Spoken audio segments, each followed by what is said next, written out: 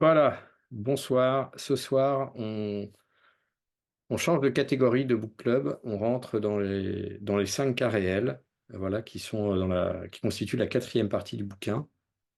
Voilà, peut-être en introduction, à l'époque du livre, voilà, il y avait que ces cas-là de disponibles en consultation. Aujourd'hui, il y a beaucoup d'autres cas qui sont disponibles sur le site web du design de séminaire dans l'onglet vidéo.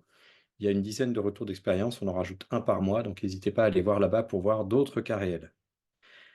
Voilà, donc la petite introduction sur les cas. Quelle est l'intention derrière ces cas?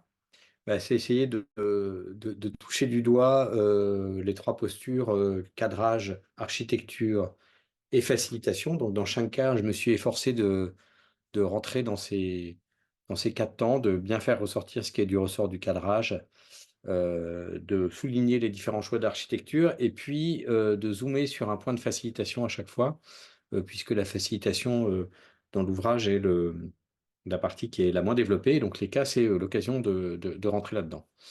Voilà. Donc ces 5 cas choisis parce qu'il y a de la variété en termes de taille, en termes d'enjeux. Et puis, je crois que de mémoire, c'est fait de façon un peu crescendo en termes de complexité.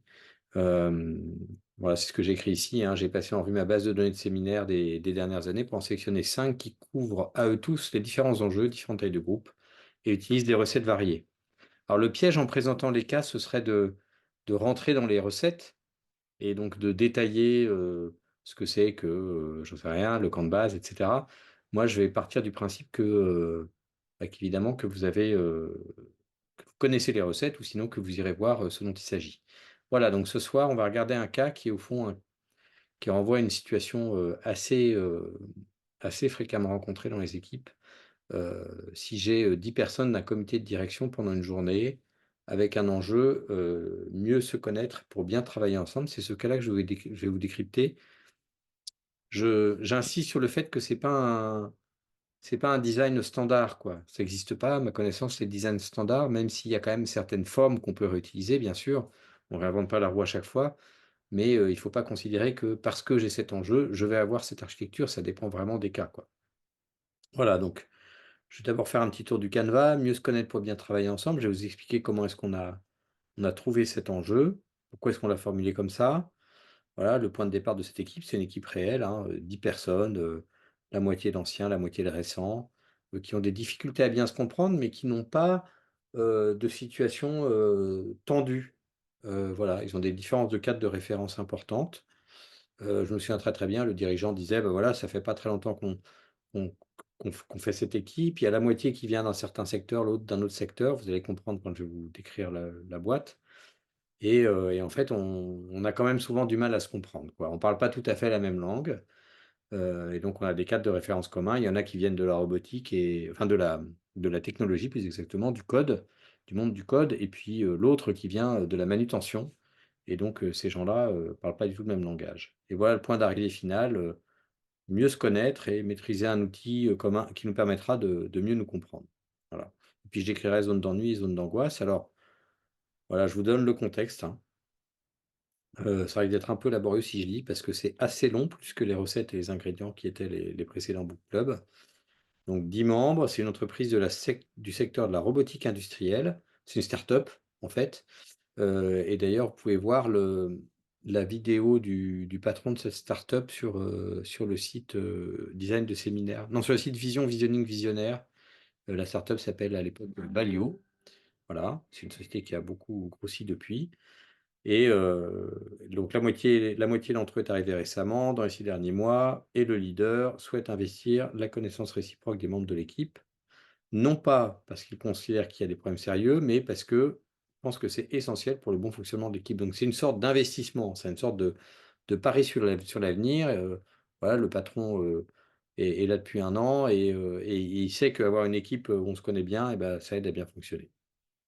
Et donc, quand on regarde chacune des zones du canevas, déjà l'enjeu, je trouve ça intéressant l'enjeu. Vous voyez, on a hésité dans la formulation. Donc l'enjeu, c'est vraiment la chose qu'on fige avec le patron souvent, hein, quand c'est une petite équipe comme ça. Et on avait hésité entre mieux travailler ensemble et bien travailler ensemble. Mais comme j'ai dit, il n'y a pas de difficulté sérieuse. Et donc, choisir bien, plutôt que mieux, en fait, on n'est pas en train de corriger un problème. Ça manifeste une intention qui est de bien travailler ensemble, on veut bien travailler ensemble, mais on n'a pas de difficulté sérieuse, quoi. On a des difficultés à se comprendre, on n'a pas de difficulté sérieuse. Voilà, le point de départ, donc c'est un codir, donc je ne les connaissais pas, donc j'ai rencontré chacun individuellement, hein, comme c'est décrit dans la démarche de cadrage plus haut dans le bouquin. Et bah, moi, j'ai pu constater la grande hétérogénéité en termes de parcours, de secteur et au final de différences de cadres de référence. Et globalement, j'ai été conforté dans la vision du patron, quoi. C'est-à-dire que j'ai aussi senti qu'il n'y avait pas de tension forte, mais qu'il y avait certains couacs. Et puis j'ai appris d'autres choses dans les entretiens qu'on verra dans la zone d'angoisse. Et je vais couper mon téléphone qui fait des bips là. Voilà. Il y a autre chose que j'ai appris. J'ai senti qu'il y avait un petit peu de stress dans ces entretiens. Et que j'avais pas des gens qui étaient spontanément très ouverts. Je sentais qu'ils étaient un petit peu méfiants, quoi, hein. Et en fait, en discutant un peu avec eux, je me suis rendu compte qu'ils avaient peur d'être jugés, vous voyez, que ce soit une sorte d'observation de leur fonctionnement par quelqu'un d'extérieur, que je sois là pour faire une espèce d'audit, ce qui n'est pas du tout le cas et que je leur ai précisé.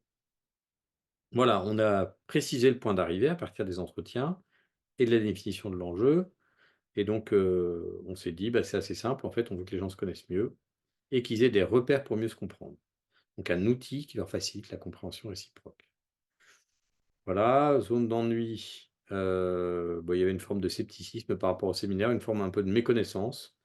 Pourquoi passer une journée sur mieux se connaître, alors qu'on est d'habitude sur des séminaires très opérationnels, des sujets très opérationnels.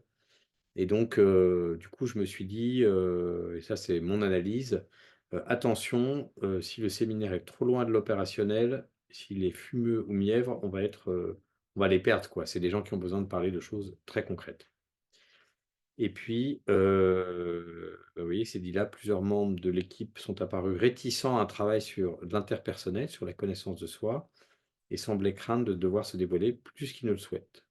Et la méfiance dont j'ai déjà parlé à l'égard de mon accompagnement et la crainte d'être observé, analysé ou jugé. Donc en fait, vous voyez, c'est simple, hein, ce qu'on met dans le canevas, bah, c'est ce qu'on retire de ces entretiens, quoi. C'est aussi simple que ça. C'est pas forcément ce que les choses disent.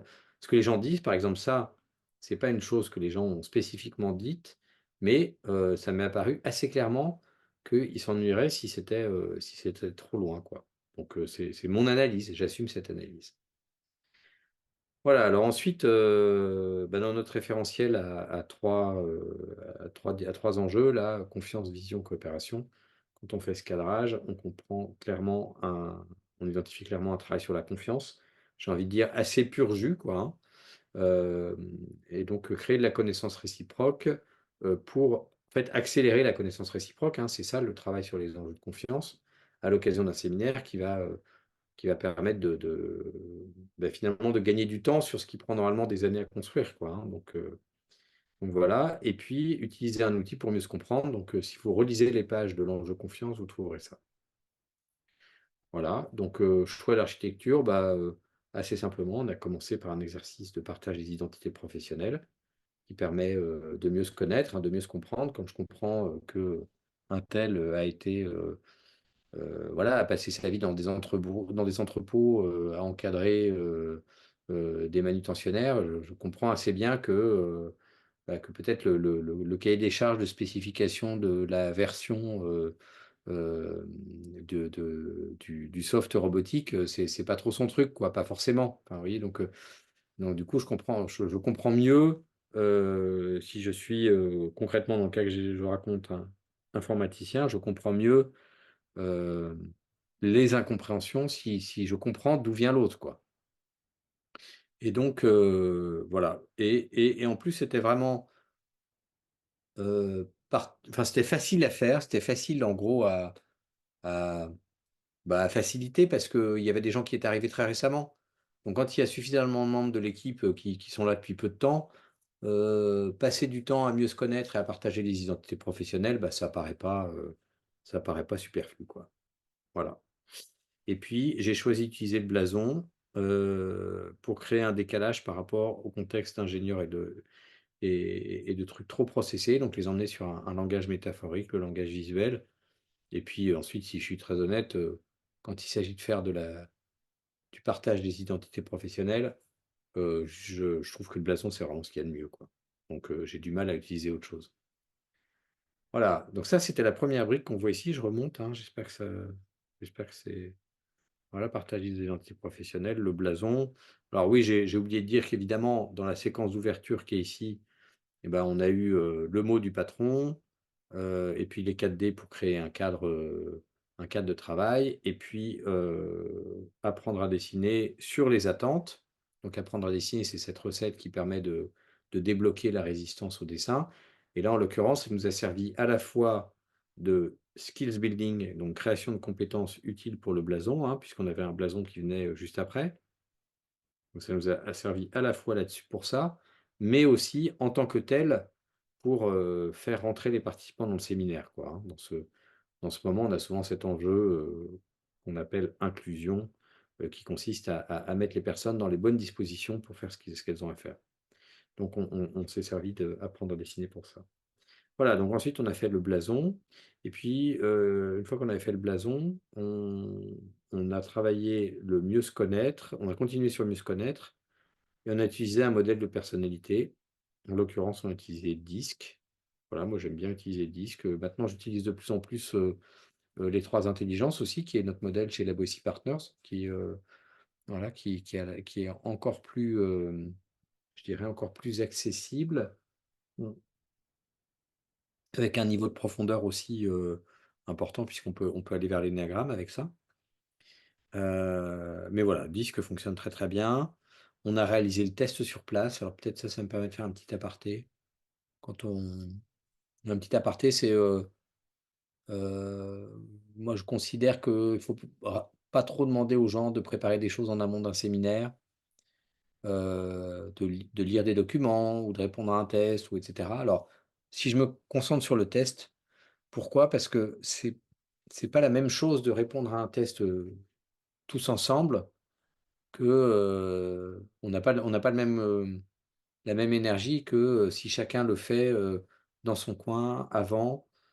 Hem, on ne sait pas dans quelles conditions ils sont pour répondre au test et est-ce que les conditions sont remplies pour que les réponses soient fiables? Voilà, donc il y a une certaine dynamique en fait dans le moment.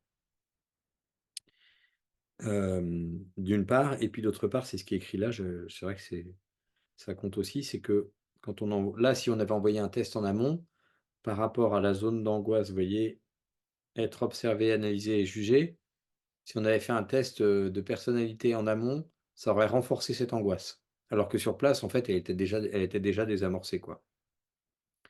On n'en était plus là. Voilà et puis, 3e séquence opérationnelle, donc là, les gens font le test, ils se dévoilent, enfin, ils se situent dans le modèle, moi, je suis plutôt, D, I, S ou C, donc voilà, ou dans un autre sens, peu importe.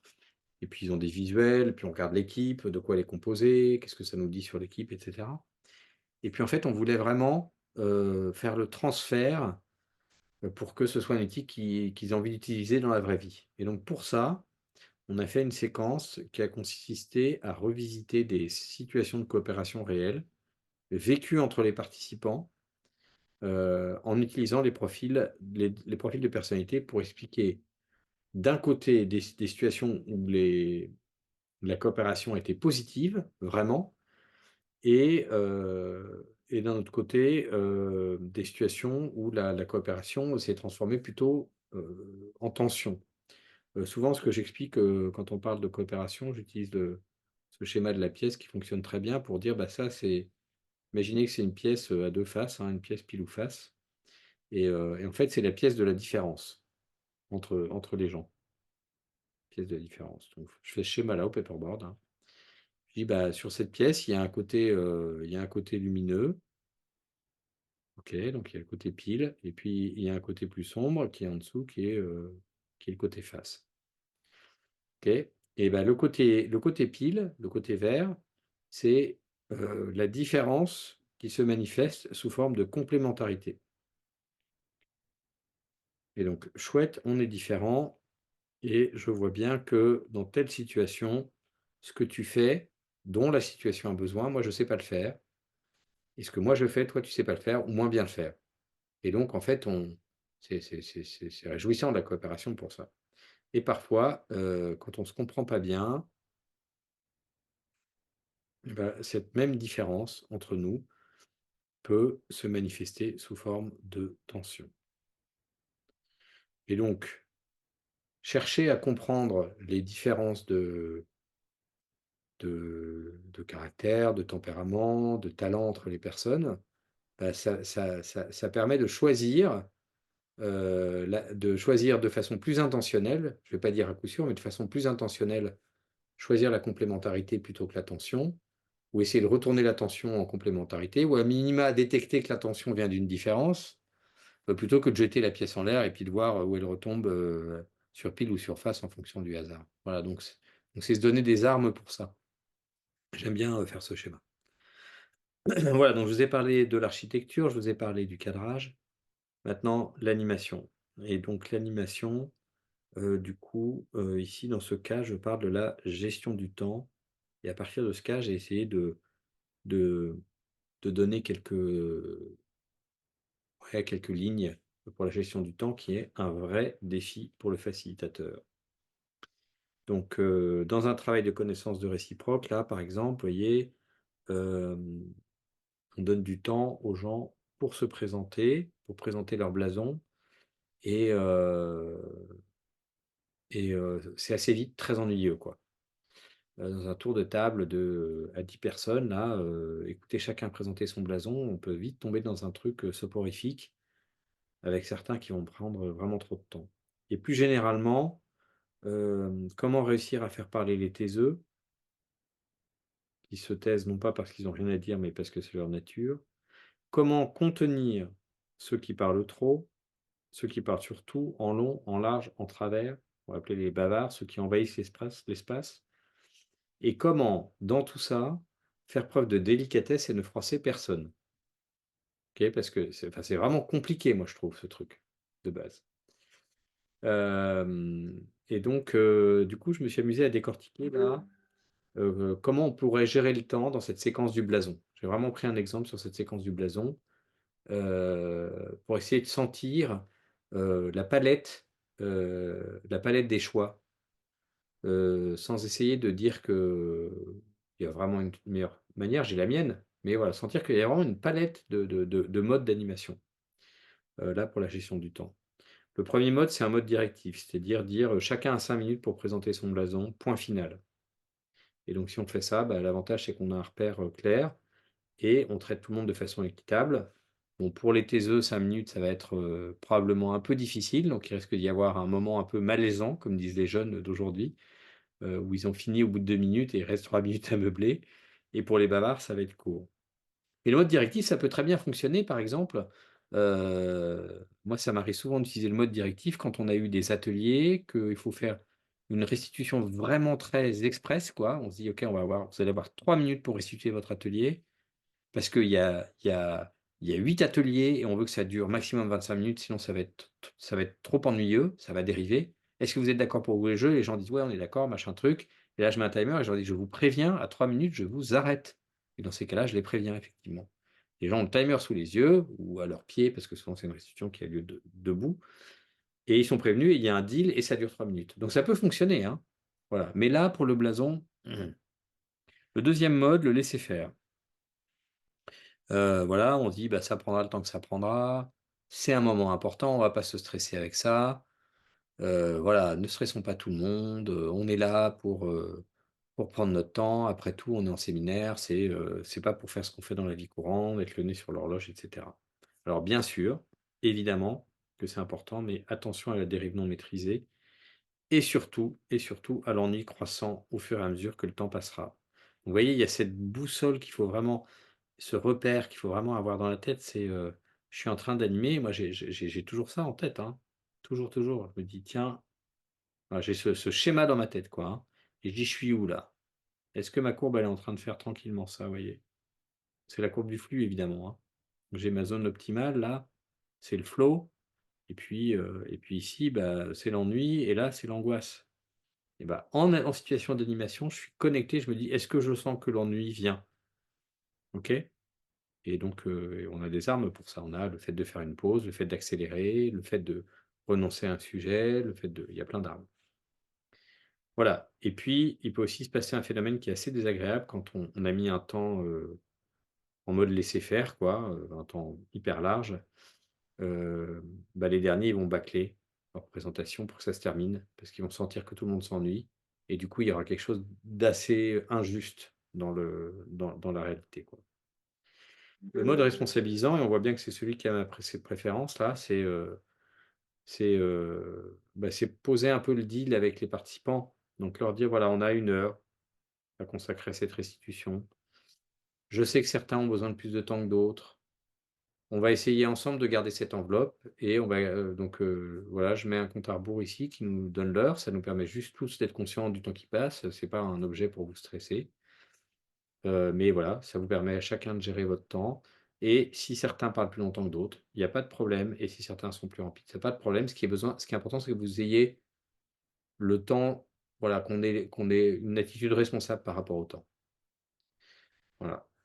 Et dans ces cas-là, bah, si j'arrive à la fin et que le groupe n'arrive pas à gérer son temps, par exemple, et que seulement la moitié des participants sont passés, bah, je peux me servir de cette information pour la suite et bah, déjà rajouter du temps et du coup calibrer le temps dont j'ai besoin en plus ou alors, déléguer un rôle d'horloge parlante à un autre participant ou alors voilà, il y a plein d'options. Voilà, j'ai presque fini, c'est un peu long. Pour revenir à la question des bavards et des taiseux. La gestion des bavards et des taiseux, il faut faire très attention Hem, à n'humilier personne par une parole indélicate. Moi, ça m'arrive quand même, hein, et vraiment, pour le coup, je me fais vraiment fort de quand ça se produit. Ça m'arrive, c'est pas violent, quoi, hein, mais je me dis: «Ah là, j'ai dit un truc, j'ai pu avoir, blessé, sans le vouloir» et dans ces cas-là, à la première pause qui se présente, la première situation qui se présente, je vais présenter mes excuses à la personne, quoi. Voilà. Donc les petites techniques pour aller, chercher les taiseux, bah, aller les chercher gentiment. Par exemple, quelqu'un qui parle pas sur un sujet alors que tout le monde s'exprime, bah, tranquillement aller le chercher: «Et vous, qu'est-ce que vous en pensez?» Et puis les bavards, le mieux c'est de se mettre à côté d'eux.